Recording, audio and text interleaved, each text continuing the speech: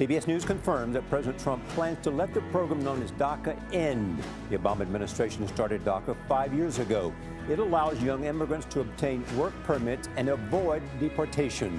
I will immediately terminate President Obama's illegal executive order on immigration.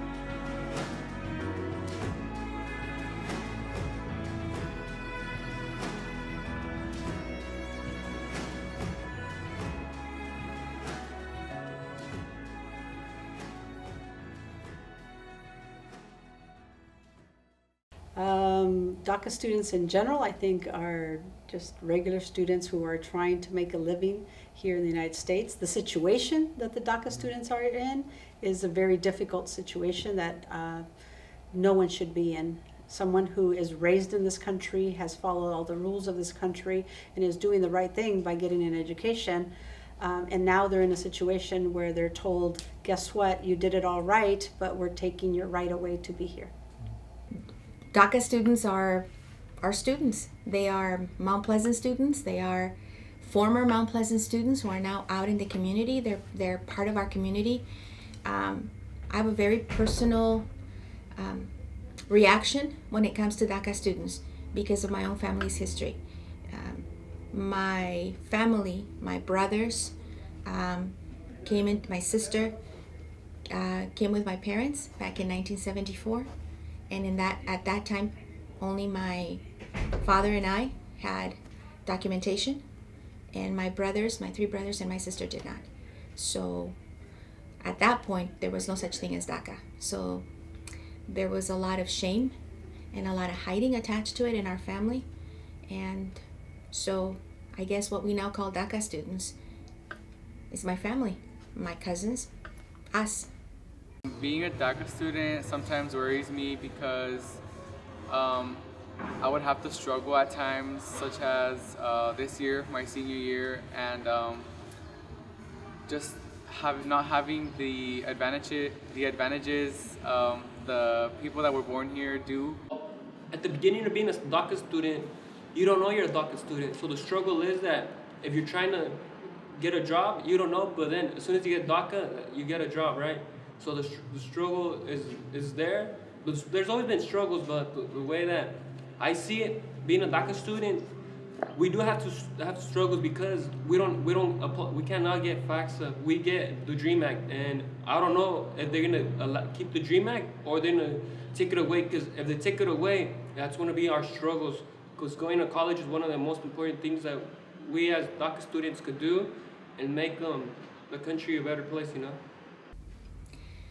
I don't have any relatives currently who qualified for DACA, but I do know a lot of our students who graduated in recent years who fell within the ages that qualified them for DACA. So over the last number of years after President Obama signed DACA, I've had the opportunity to talk to our former students who have come through looking for paperwork for their CUME files, for information that could prove that they've been in the country for a long time. And as I mentioned before, my three brothers, my sister, are too old to have qualified for DACA, but we were that family with kids who were here undocumented. A lot of the DACA students got here when they were a few months old. Some of them were a year old, some of them 3 or 4 or 5 years old. But there really isn't a difference between a student born in this country and a student not born in this country. Some have a love for the country and some don't, and some have a love for education and some don't. We do not have the same rights as everybody here. For example, I've been here all my life basically. I was raised here. But I turned 18 recently, and I don't get the right to vote or share my opinion on voting. So that's how I feel we're getting looked down upon. I don't believe I get looked down by other students because in my community I know that there's other students like me, and we can all get together and help each other out. When you look at students, they could all be looked at the same, but when people sometimes find out that they have illegal status, there tends to be a tendency to treat them differently, as if you don't belong, why are you here? Why are you taking my job? But some people look at them in a positive way and say, wow, you've had to overcome these obstacles of being here without legal status, and yet look at all the wonderful things that you're doing. Comprehensive immigration reform is what we need in this country. We have 11 million brothers and sisters still living in the shadows of our community. And we cannot stop at DACA. DACA is not enough.